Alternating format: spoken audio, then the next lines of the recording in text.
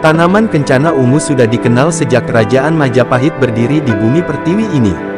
Tanaman ajaib ini dikenal memiliki bahan alami yang mampu mengusir gula darah dan beberapa penyakit lainnya. Tak hanya itu, karena keindahannya maka bunga kencana ungu juga menjadi julukan pemimpin perempuan terakhir Kerajaan Majapahit, yakni Ratu Kencono Wungu.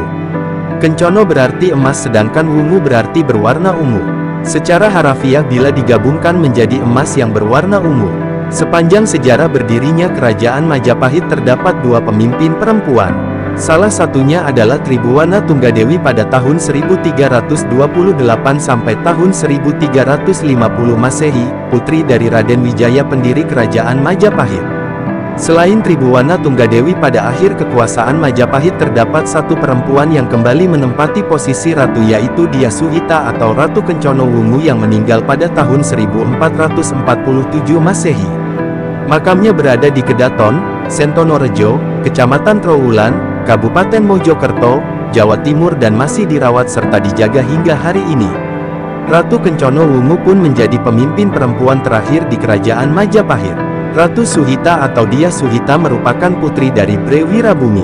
Namun juga ada yang menyebutkan Dyah Suhita merupakan putri penguasa kelima Majapahit, Wikramawardhana pada tahun 1389 sampai tahun 1429 Masehi dari selirnya.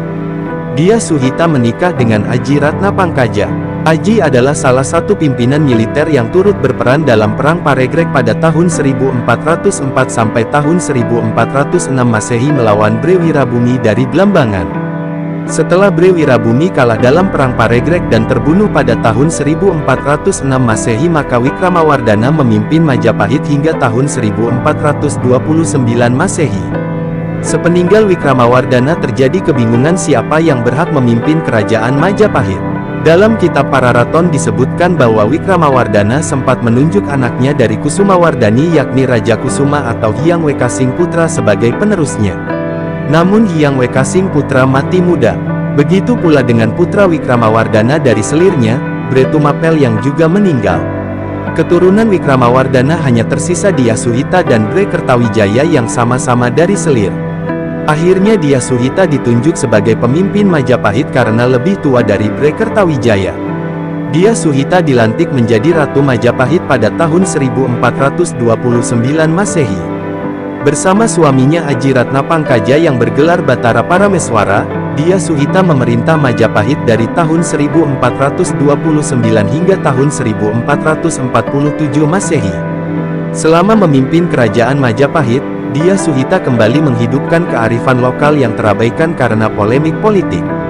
Dyah Suhita juga mendirikan bangunan pemujaan di berbagai lereng gunung sebagai punden berundak seperti di Gunung Penanggungan, Gunung Lawu dan lain sebagainya. Dyah Suhita menjadi Ratu Majapahit selama 18 tahun hingga meninggal pada tahun 1447 Masehi. Sementara suaminya Aji Ratna Pangkaja meninggal 10 tahun sebelumnya, yakni pada tahun 1437 Masehi. Sepeninggal Dyah Suhita, Kerajaan Majapahit dipimpin oleh adiknya, Bre Kertawijaya atau dikenal dengan Brawijaya. Hal itu karena Dyah Suhita dan Aji Ratna Pangkaja tidak dikaruniai anak. Dyah Suhita menjadi perempuan kedua dan terakhir yang memimpin Majapahit setelah sebelumnya Tribhuwana Tunggadewi memerintah dari tahun 1328 hingga tahun 1350 Masehi.